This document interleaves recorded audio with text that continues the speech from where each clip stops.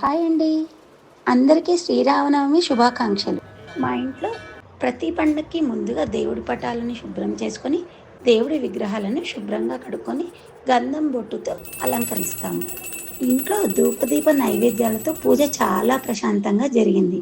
స్వామివారికి ఇష్టమైన వడపప్పు, పానకము మరియు పులిహోర, బజ్జీలు దేవుడికి నైవేద్యంగా పెట్టాను. మా ఇంట్లో పూజ అయ్యాక దగ్గరలోని గుడిలో జరుగుతున్న శ్రీ సీతారామ కళ్యాణ మహోత్సవానికి వెళ్ళాము. స్వామివారి కళ్యాణం చూస్తుంటే రెండు కళ్ళు సరిపోవు.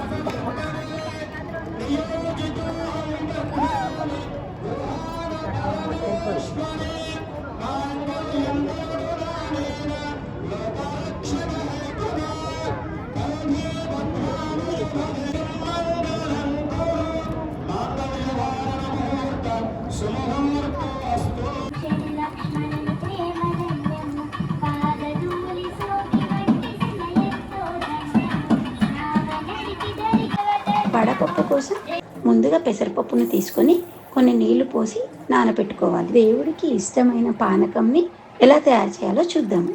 ముందుగా ఒక గ్లాస్లో వాటర్ తీసుకొని అందులో కొంచెం బెల్లంని నానబెట్టుకోవాలి. మిరియాలు, శొంఠి, యాలకులు దంచి గ్రైండ్ చేసుకోవాలి. ఆ బెల్లం వాటర్లో కలిపితే చాలా టేస్టీగా ఉండే పానకం రెడీ.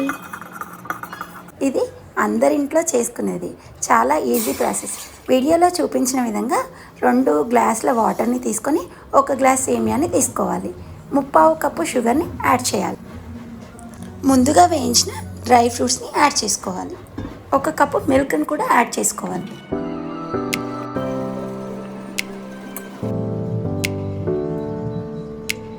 మామిడికాయ పులిహోర ఎలా చేయాలో నెక్స్ట్ వీడియోలో చూద్దాం.